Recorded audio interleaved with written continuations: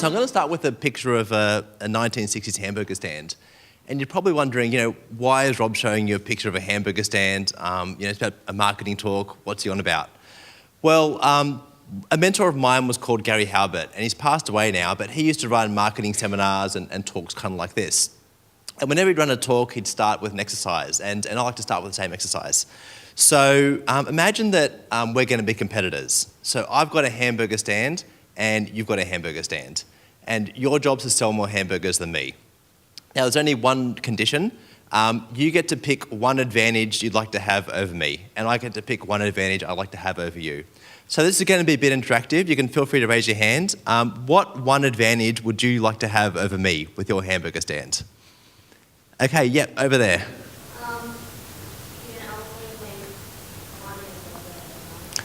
Well, that's a pretty good advantage.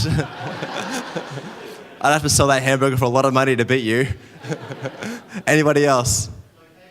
Location, absolutely. So if you run like a main road that had a lot of traffic and I was in some back alley, there's a good chance that you would sell more hamburgers than me. Anybody else? Yes. Yeah, that's a good chance as well. Anybody else? Yeah. Great taste. Hey, look, if mine tastes like cardboard and yours tastes fantastic, there's a really good chance you'd sell more hamburgers than me. Okay, one more. Yes, at the back.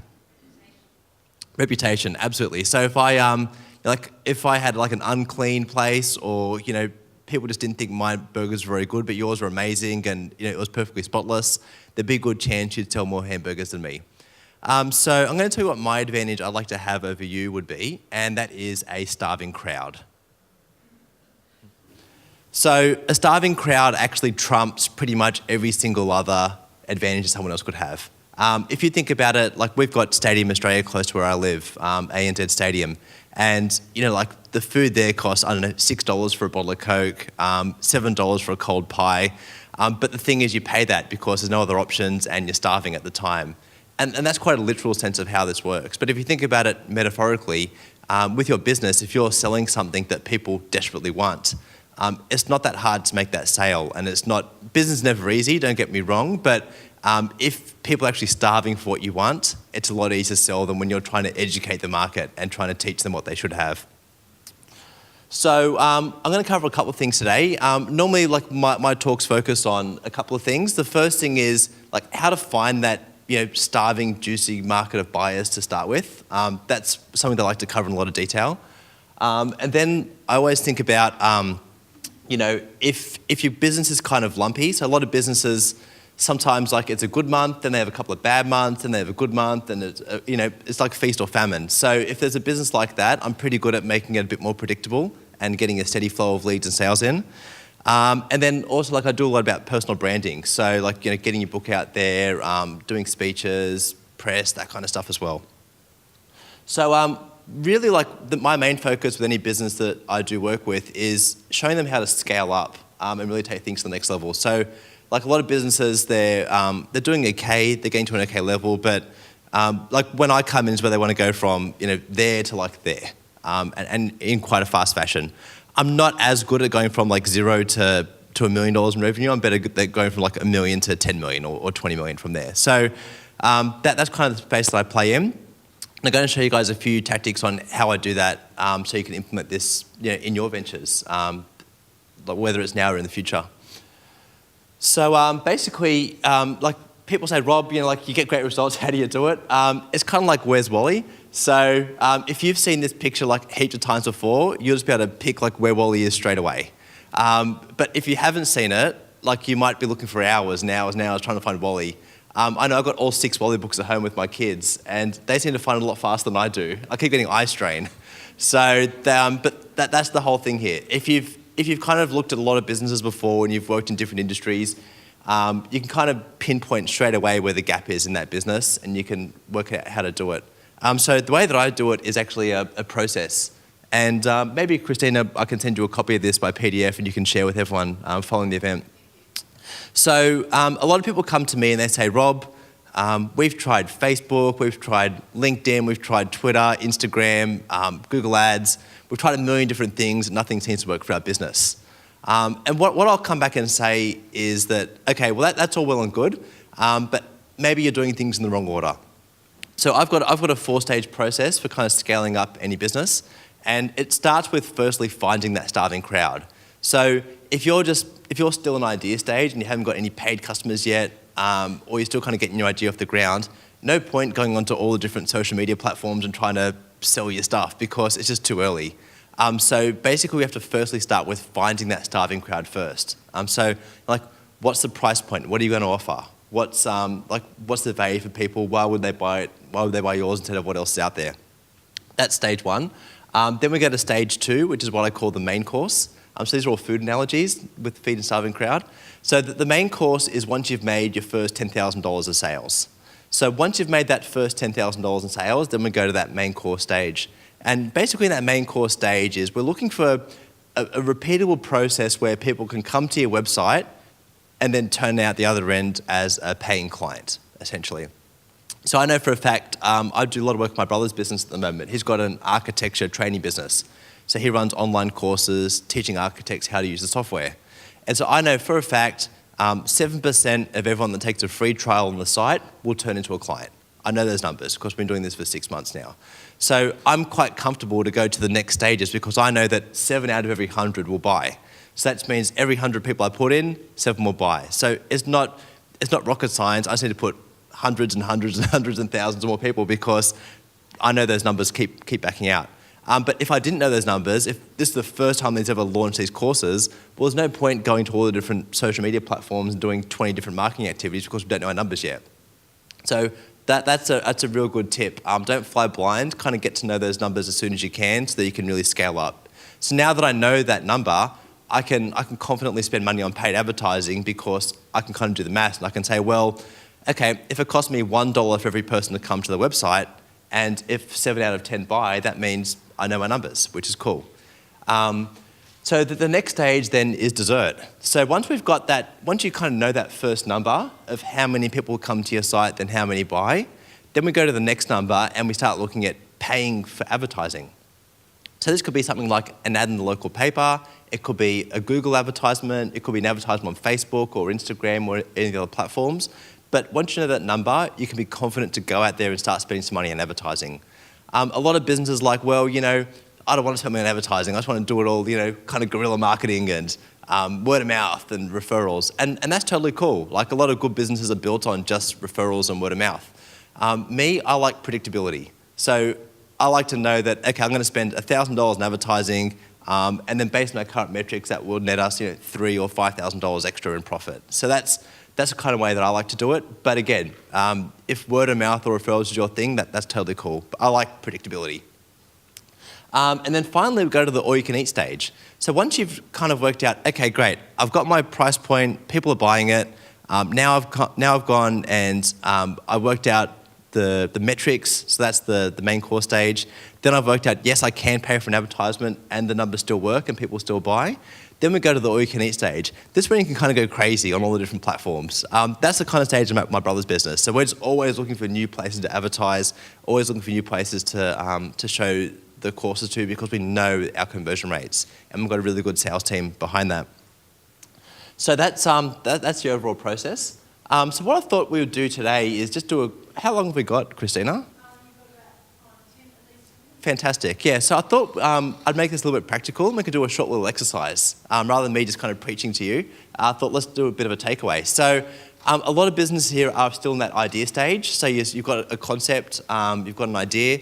So if you've got a business idea already, you can apply this to that. If you don't have a business idea already, that's cool. Just kind of imagine a business that you like. Like it might be your local fish and chip shop, you know, or it might be like a training course you want to do, or like you might want to coach people on something. So whatever, you can kind of play along with this with a business that you know or that you'd like to start in the future. So what I'm going to do is show you the very, very first step is how to find out the pain points of a market, because most businesses aren't born unless there's some sort of pain there. You know, we thought with like Camplify, there's the pain of that, you know, the caravan owner can't rent out the caravan. They're just kind of leaving money on the table there. So you've got to think about like what's that pain point of your market, and I'm going to show you a really cool way how to do it. So the way that I like to do it is going into Amazon. So a lot of categories like a lot of businesses that you want to get into have an associated category on Amazon. So for example, like in my category, it's marketing. So I can go into Amazon, we can go into the marketing section on Amazon, and I can look at all the top 100 marketing books on Amazon.com. So what I do then is I'll look at the 3-star reviews from those top 100 books. So why don't I look at the 1-star reviews or the 5-star reviews? Has anybody got any reasons why I wouldn't look at, like, why I don't care about the 5-star reviews or the 1-stars? They're skewed, absolutely. So basically, there's not that many 5-star books out there in the world. Like, I think of a 5-star book as a book that's changed your life. That's my view of a 5-star book. But quite often as an author, like you'll get your friends, family, colleagues, hey, I've launched my book, review it. So quite often the 5-star reviews like, this is an amazing book, it's so cool. So that's not, that doesn't really help you when you're searching for what the pain points are in the market. And then why don't we look at the 1-star reviews? Yes. That's right. So basically, a 1-star review is someone that, it might be a competitor of yours. Like I've had some competitors put 1-star reviews on my book. They might just be miserable people that we just don't need to pay attention to. The world's too short for that. So basically, a 3-star review is someone that's read the book and like, yep, there's some good things in there, but there's some things that could be improved. And we want to look at those criticisms that those 3-star reviews have because they're very balanced. So I'm going to show you what it's like in the marketing section because I did this before I wrote Feed a Starving Crowd, and then we can apply it to your businesses. So number 1 complaint of marketing books, too much waffle. Too much waffle. So like how many books have you read like it's a business book or a marketing book and you just read it and read it and read it and you're like 200 pages in, it's just waffle and like stories. I love reading stories, don't get me wrong, but that's fiction. Yeah, so like in business, like people want some actionable tips. We're all kind of busy as business owners and we want to learn, hey, like give me some tips I can use to kind of improve my business. So that was, people hated the waffle. That they really thought that they could get the same information for free on the internet. It's like, how annoying is it when you pay $30 for a good book, but you could have just gone onto Google and found that stuff for free. They also felt that a lot of the advice in these books was too general. It wasn't specific enough. So they'd say things like, it's a really good idea to start a blog. You should start a blog and you should blog every day. Or start a Facebook page and engage with your audience. Okay, well, that's fantastic advice, isn't it? I mean, like, let's take start a blog. Well, start a blog, what are you going to write about? I don't know about you, but it takes me about half a day to write a decent blog post, about 4 hours. So if I took that advice literally and I blogged every day like they told me to, I'd spend half of my business career blogging. So don't get me wrong, like I've got a couple of friends that are professional bloggers, full-time bloggers, and that's their job, and they're very good at it, and they get paid well for that. But for 99% of us, we're not professional bloggers. So by blogging every day or just engaging on social media every day, and I don't know about you, but once I go onto Facebook, it takes about an hour to get off that platform as well. So by blogging and social media, that's that's most of your business day gone. Then where's the time to kind of grow the business and get clients and things like that? So people just hated that the advice was very general and not very specific. Again, a lot of these books assumed that you already had a good business with a lot of customers. So they'd say, just email your database and send offers to your database. Well, if you're just starting out, you might not have a database of people to send an email out to. Or they might say, split test the checkout button on your checkout page. Split test green versus blue. Well, like if one person's coming at A to your checkout page, what good's a split test going to do with that?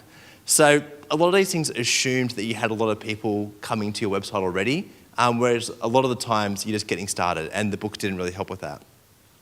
So basically, when I wrote Feed a Starving Crowd, I had all these pain points listed down, and so when I was writing the book, I made sure that every single time I wrote a chapter, I wasn't kind of violating any of those different pain points people had.